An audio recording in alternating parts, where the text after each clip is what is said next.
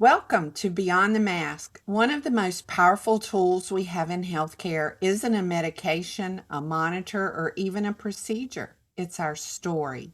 Every nurse, every CRNA, every clinician carries a collection of lived experiences that shape how we care for patients and how we understand the human side of healthcare. But sometimes those stories stay locked inside of journals, conversations, or memories instead of being shared with the world. Today's guest believes those stories matter and that they deserve to be told. Mary Ellen Miller is a PhD prepared nurse, educator, and storyteller whose career has spanned labor and delivery, God bless her, home care, and nursing education. Through her work with story theory and narrative medicine, which she's going to have to explain to us, she has spent years exploring how personal experiences shape both professional practice and personal healing. Her own lived experience ultimately inspired her to write a book and begin a journey many healthcare professionals consider, but few actually take: the long and winding road from manuscript to publication. Along the way, she also introduced the concept of the non grandparent, exploring a personal life experience that resonates with many people but is rarely talked about openly. On today's episode, we'll talk about the courage it takes to share your story, what the publishing process really looks like, and why reflection, writing, and self care are more important than ever for healthcare professionals navigating today's demanding clinical environment. And who knows, this conversation might inspire you to tell your own story.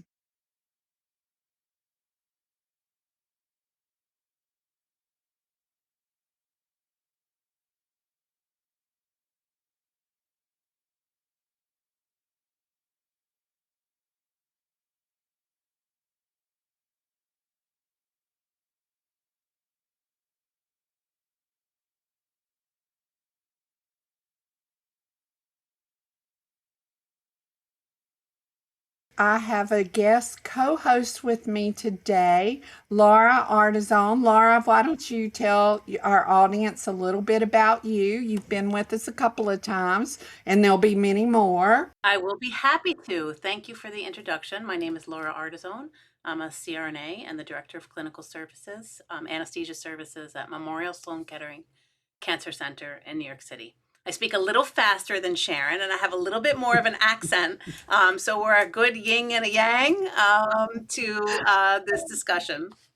Oh my goodness. Well, thank you for helping me out today. So, Mary Ellen, why don't you tell us a little bit about yourself as we get this kicked off? Well, thank you. Your introduction, Sharon, was just, I think, very thorough. And when you mentioned accents, Laura, I was recently told by one of my neighbors that she can't understand a word I say because of my accent. Oh my gosh.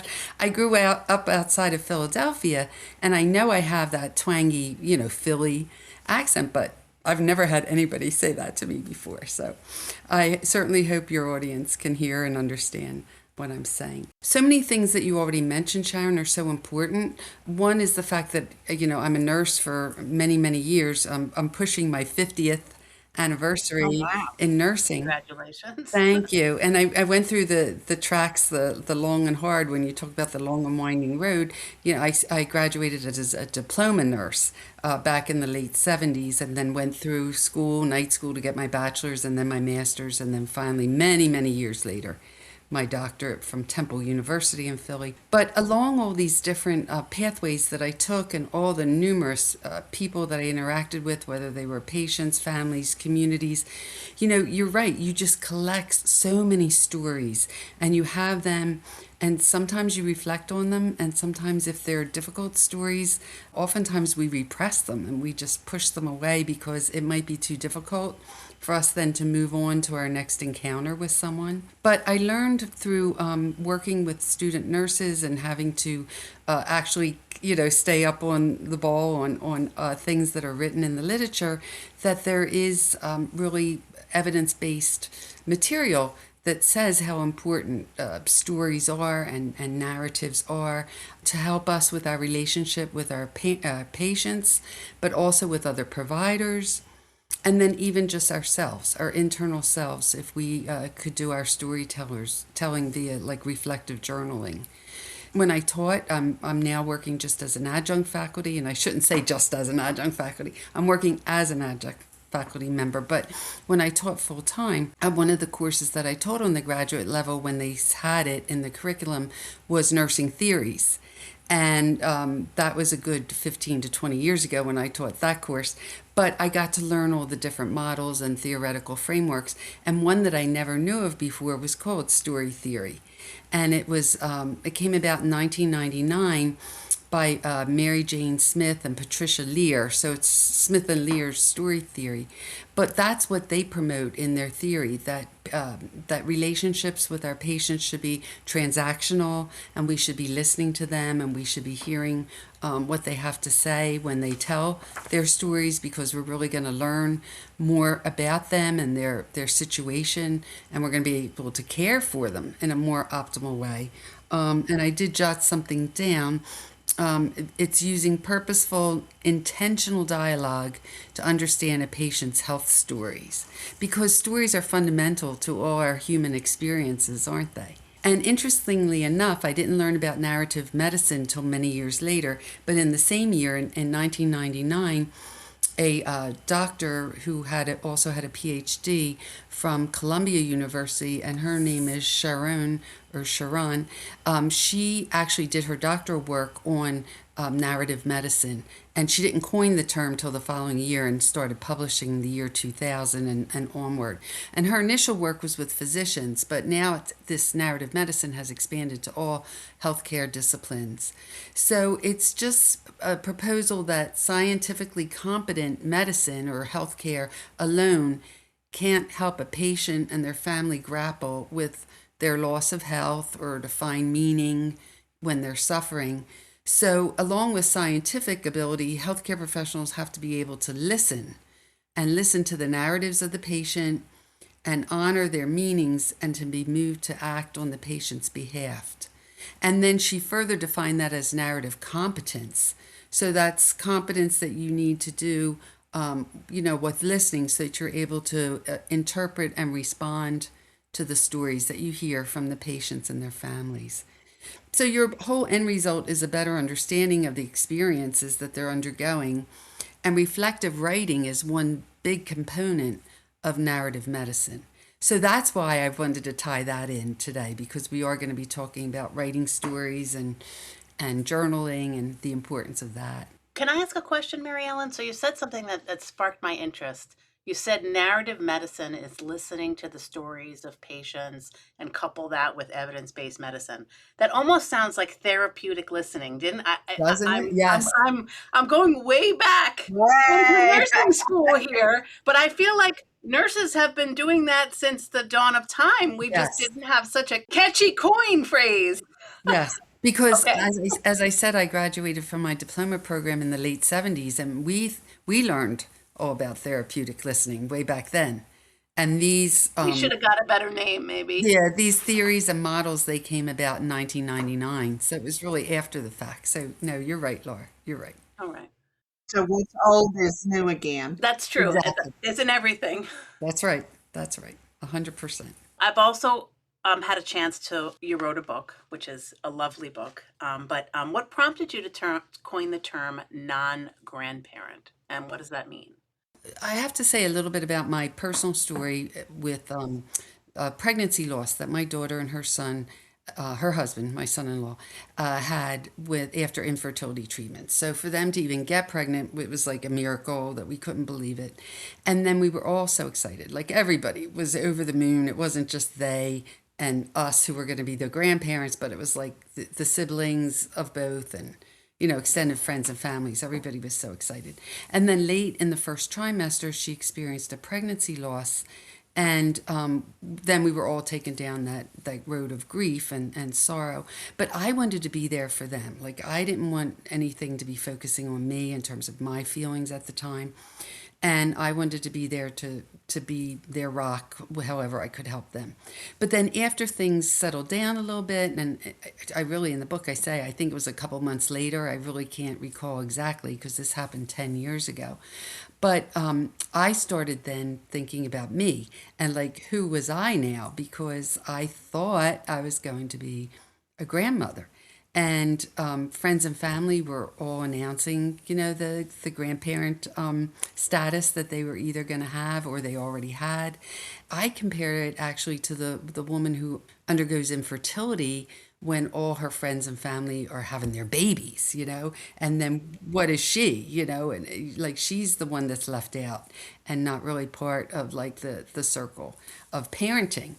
So I just was thinking about it, and I looked online, I looked in bookstores. I just could not find a book that was specific to my grief circumstance. As you know, you can get a book on almost every topic with grief. I mean, people, thank God, losing jobs and losing pets, and of course losing close family members and friends. But nothing was specific to my circumstances in terms of someone who thought they were going to be a grandparent and then had that role not actualize. So I decided maybe I should be the one then, that because I had already written articles through my nursing career that were published like in peer-reviewed journals and things of that nature. So I thought maybe I should be the person that should write something to help others based on my experience. So I started off small. I started off with journal articles for grief journals, and 2 were published, and I was so happy about that. And the feedback I got was very important. It helped me fine tune my writing further, down the road with some suggestions that were given to me.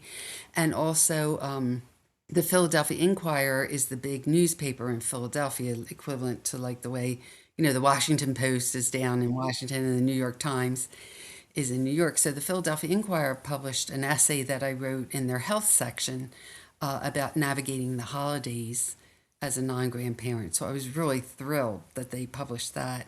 So once I got those articles published, it really gave me more impetus then to write the book.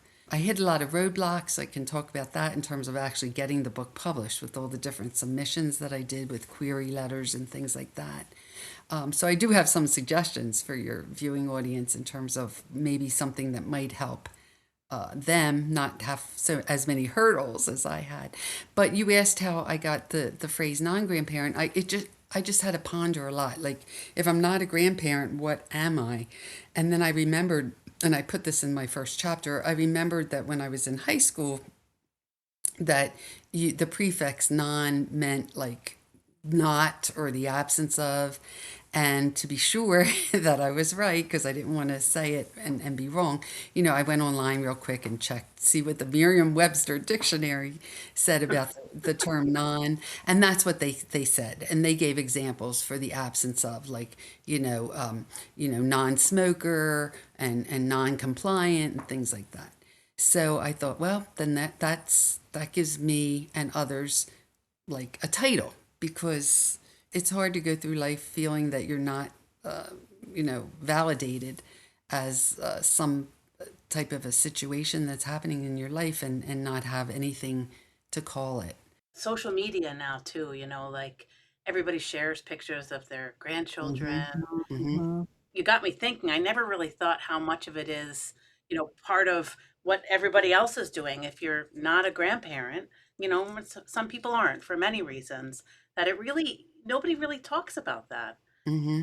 And it's hard. It's a big secret, and that's why the title of the book is Secret Sorrow, because we don't tend to talk, and not just about wanting to be a grandparent, not being one, but other things that happen in our lives. Like, everybody that is walking some type of a walk that you're not even aware of because they're not talking about it. They're keeping it to themselves.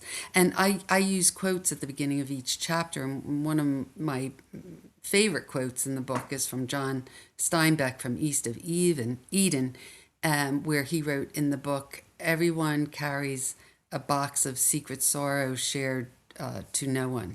And I thought, that's really true, depending on what your, life Right. circumstances are. So, Well, in full disclosure, a friend of mine, Sherry Burke, introduced me to Mary Ellen because I had my first grandchild pass, Emma, Yes.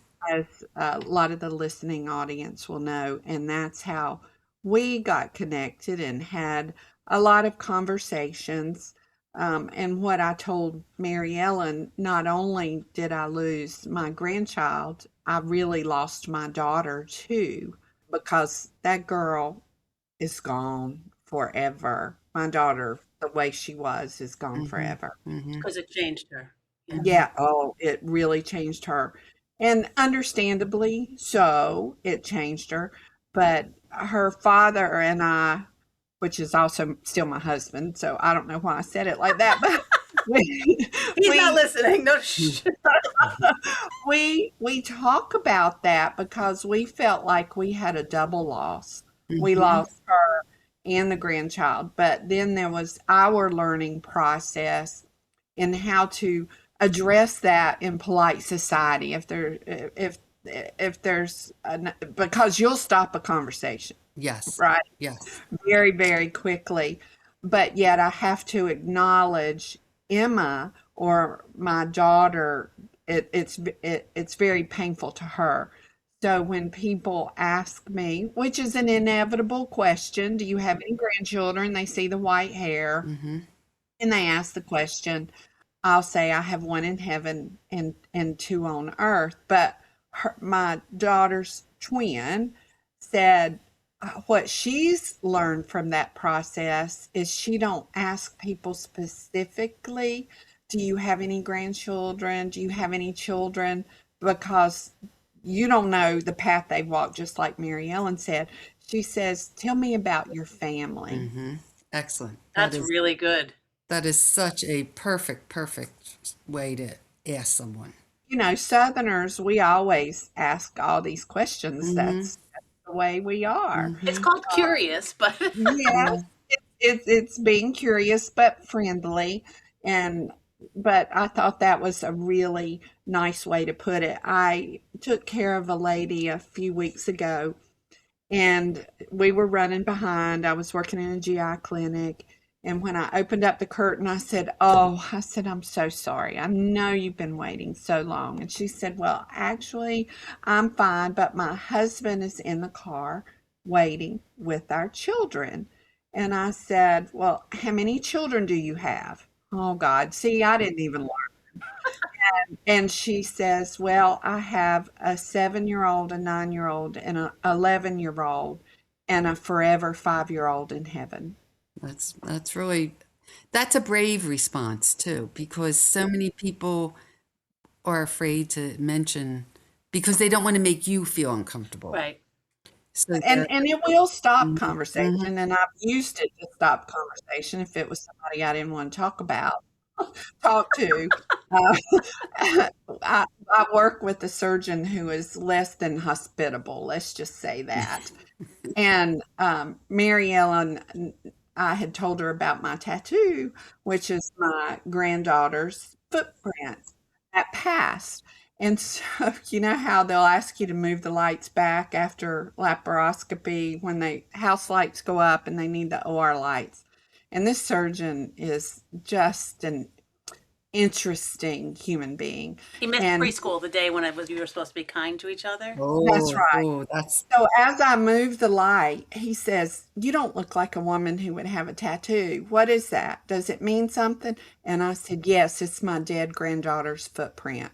mm, Stop that. right, right. You got him. You got him. Stop that conversation Right. right there.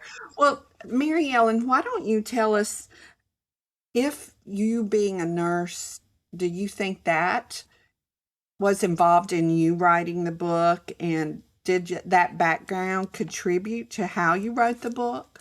I think so. I think I put in personal experiences in the book, and I put in, of course, professional things that I did with being the labor and delivery room nurse, and also my own personal losses of pregnancies too, which actually then impacted, I think, the way that I responded when my daughter had her loss, because it was almost like that, reliving of all your own, background and what helped you and with other people and what wasn't helpful with other people in the past. I think it helped too because, as I said, I had written articles prior to going through the non-grandparent grief publication, and also a couple textbook chapters for public health nursing textbooks, since that's my specialization area. So I think the fact that I had a writing history was helpful, but I don't think if anybody doesn't have a writing history, shouldn't like prohibit them from starting, because I think reflective journaling is an excellent way just to get started. Some people journal every day, you know, some people journal once or twice a week, but it really is a way to help you put things down in writing and on paper about your emotions and you know. And get your thoughts together. You know, there's so many Right, things flying around in our head exactly. during the day. I worked with one editor from Philadelphia when I was first had the idea to get started with the book, and the first thing she told me at our initial meeting was to make an outline.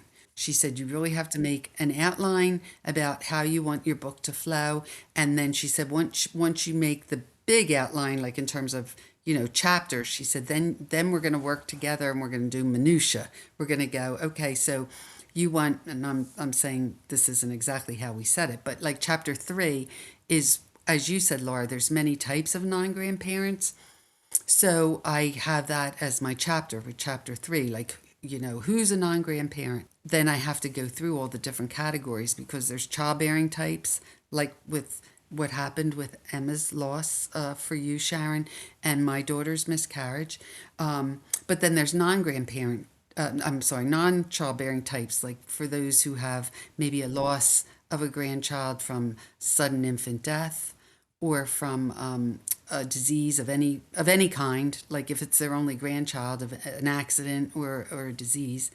And then there are people that fit in like another category. And sadly, I lost my sister-in-law last year to ALS, and she was only in her 50s, but she, of course, as many people want to be grandparents, she has adult children, but they weren't married yet and in any steady relationship. And so she knew that she was going to pass before, you know, she became a grandparent. So there's even other categories. And estrangement, it falls into another category where Oh my. I families didn't that even have think of Yeah. that. grandchildren, yeah, and then aren't even allowed access to their grandchildren because of something that happened with the family dynamics. So, so that's what I had to do. I had to start with an outline with the big picture, and then do like more fine tuning with the outline with bullets. But that really helped focus me. That really helped. She was right, that editor. That, you know, Did you find an editor first and then you started shopping the book around to publishers, or talk a well, little bit I about that actually timeline? Because we probably have a lot of people who want to publish a book. Well, for my story, I actually had all these ideas in my head, and I had like notes written and journals written. And then I read an article. I mentioned the Philadelphia Inquirer. I read a letter to the editor by this woman. Her name's Janet Benton out of Philly. And that's what her whole editorial was all about: storytelling, and all about Mm. everybody has a story. And she has some type of fine arts, fine literature type of background and her degree. She's not in healthcare, but she gave contact information. So I contacted her, and we had a meeting, and that's when she said, you know, with the outline pieces. So, but I ended up working with her chapter by chapter, and I didn't submit. Most places that want to see something of your writing, some say they want to see one chapter, some say they want to see 3 chapters. So you really should have something, you know, of substance written before you would go do your queries. What does that mean, query? Like you send it out? Yeah, oh, you send a letter, Okay. and I'll tell you, the way I got this book published was divine intervention, is what I could say. I'll save that till next. But what I did along the road was a suggestion of my editor to go just do an online search and see what publishing platforms take book proposals that are not solicited, and that you don't have to have an agent represent you. So because all your big ones, you know, like if you're looking at Simon and Schuster and Harper and all these big publishing houses, I mean, you really need to have an agent That can shop your book or to something like this. represent you. Yes, yes. So did it ever cross your mind to self-publish? A lot of people self-publish now through Amazon. I know it crossed my mind, but it didn't last long, to be honest with you, Sharon. Because talking to the editor I became really close with, she was, I believe, correct when she said, these self pubs twofold. One with Amazon, like you're saying, where you can just do it all on your own, and then others with publishing houses that really take sometimes up to $10,000 of your money to work with you to get your book self-published. I mean, it's really not an inexpensive, way to go. But a lot of the books that get self-published when you don't use one of those publishing houses, they're not really well put together. They have grammatical errors. They like that's why when you work with a publisher, like they really fine tune it for you, and they make sure They that produce a more quality right, product. because their name is going on it as the publisher, and they don't want it to Mm. look shoddy.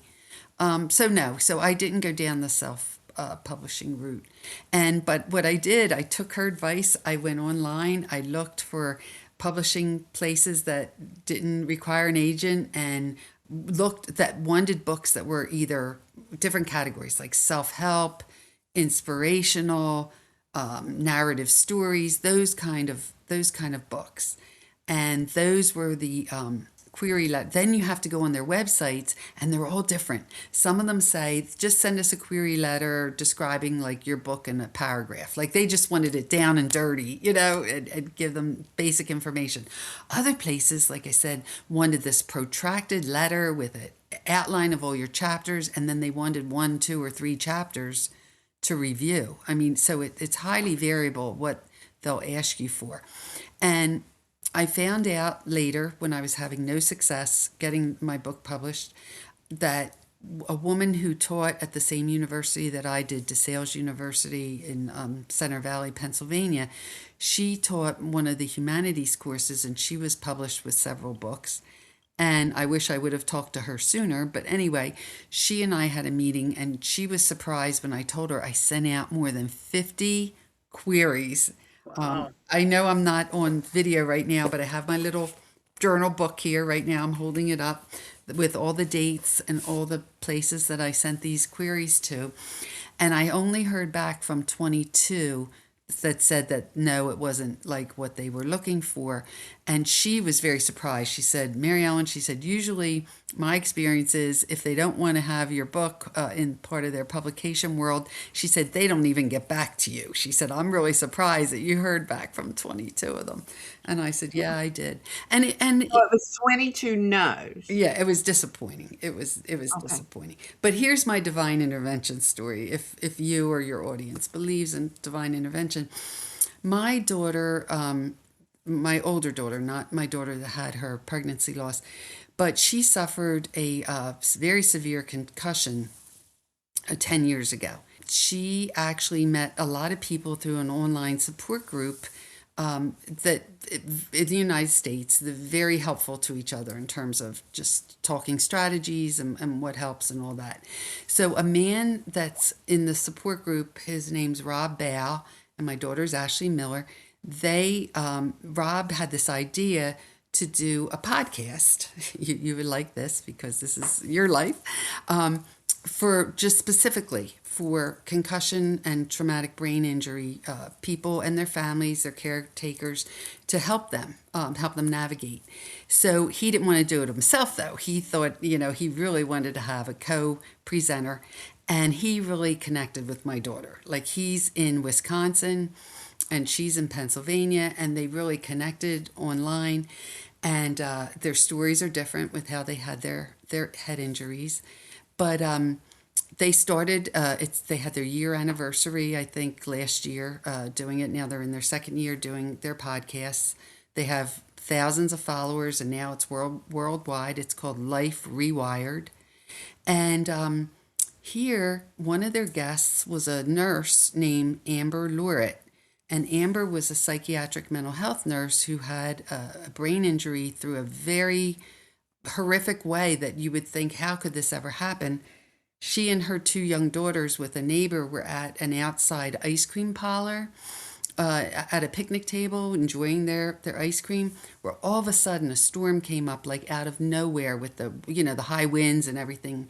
And the neighbor grabbed the one little girl and Amber grabbed her other little girl, and they were trying to get out of there to get to the car. And here an umbrella from the Oh, table got airborne because of the wind, Oh and my. it impaled Amber in her head. Amber suffered such a traumatic brain injury from that she can no longer work as a nurse.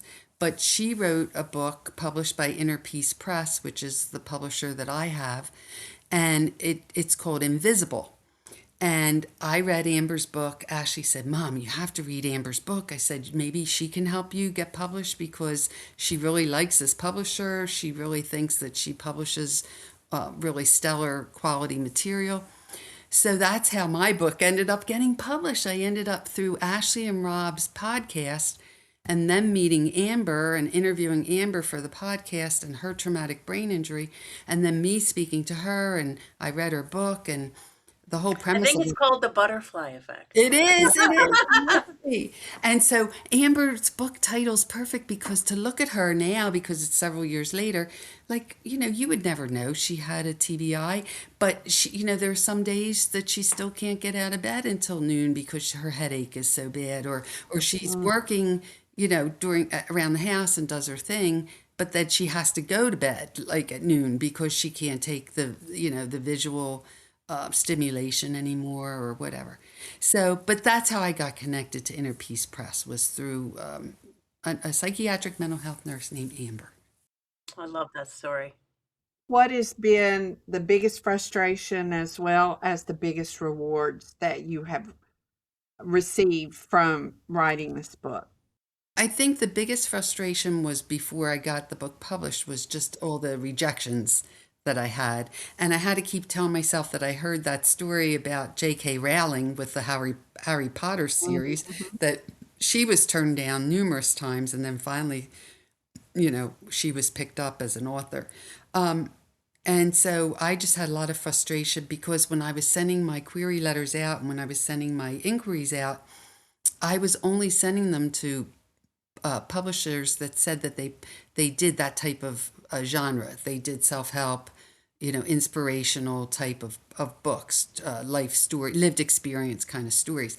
I was telling my sister, who I'm very close to, I was like, I wasn't sending them to like sci-fi publishers. Harlequin romance novels. You Yeah, weren't sending exactly. them there. You were very strategic about Exactly. where you were sending your letters. Exactly. So that was frustrating. The most rewarding, I have to say, is the feedback that I've gotten. The book's been out a little over a year, and I have, with my email address, I have, please contact me. I'd like to hear from you, that type of thing. And the emails that I've gotten that say, thank you, you help validate my feelings. I don't feel so alone now. I feel more comfortable speaking up because I do give communication strategy tips in the book. That was really, very rewarding. And with all the feedback I've gotten, I've only gotten one email from a male person. Everybody else, because the way they sign their names, to me, I don't know these people, but it sounds like they're all women. But I was so gratified that this gentleman took the time to thank me for writing the book and helping him. He said, you helped me immensely. That's his note to me was the shortest too. He got to the point. He wasn't giving me all these, paragraphs of things. But by him saying I helped him immensely. And then a second thing that's very gratifying is I started a monthly support group. It's not a therapy group. It's just a support group for people to listen to each other and give each other suggestions. And it's called the Kindred Heart Circle. And the information for that is found, I update it every month with the new Zoom link on my website. And my website is an easy one word, nongrandparent.com. So if anybody is interested in learning more about the Kindred Heart Circle, you could find information on my website. What are you going to do differently for your second book now that you know? Well, actually, I think it would be, I thought of this in the past too, a wonderful book if I had a team of nurses from all different disciplines and all different realms, that they told their stories, like in terms of their most impactful situation, whether it was with an individual, a family, or a community. I would love to have like a military nurse involved. Of course, I would love to have someone with your background as CRNAs. Mine is public health, and then there's just so many. I have a sister who's a pediatric nurse. I have another sister who's a Juro nurse practitioner. I'm preaching to the choir, and your audience knows. Like, there's countless roles I that think we nurses have have and really specialties powerful stories. Yeah. and Mhm. specialties. Yes. So if I were to do another book, I think that would be to me gratifying to me to let a multitude of nurses tell stories. How long was this process? Because I've talked to several people who have written books, but how long from the time you had the genesis of the idea until it was in your hand, printed? How Okay. long was that? Okay. I'm not going to lie to you, ladies, or your audience. 8 years. Oh, wow. And the reason why, first of all, the initial maybe year or two was just me trying to find a book, trying to find something to help me. And I was hitting dead ends for that.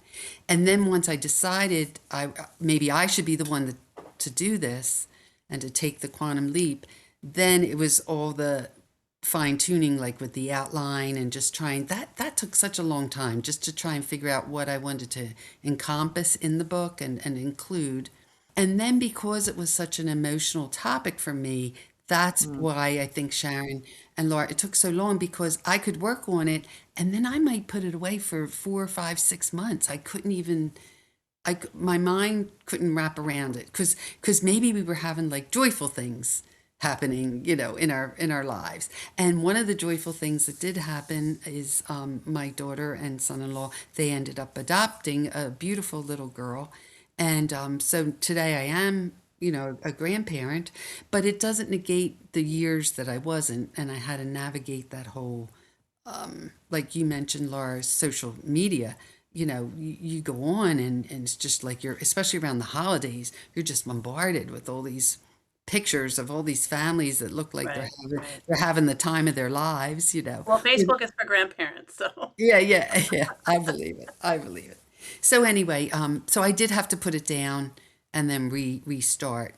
So yes, it was 8 years total for me to get it accomplished. But I'm just glad that in the end I really had, a product that I really think is helping a small, it's a niche audience. It's not something for the masses.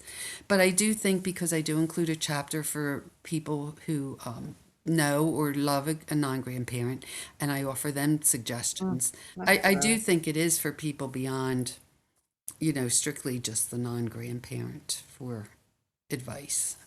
Well, how do people get your book? What platforms is it offered on? I would assume on your website. How about Amazon? Yes, it's available. It's available on Amazon. It's not an audiobook, but it is an ebook also. Mhm. And through the publisher on my website, I have the information to get it through Inner Peace Press.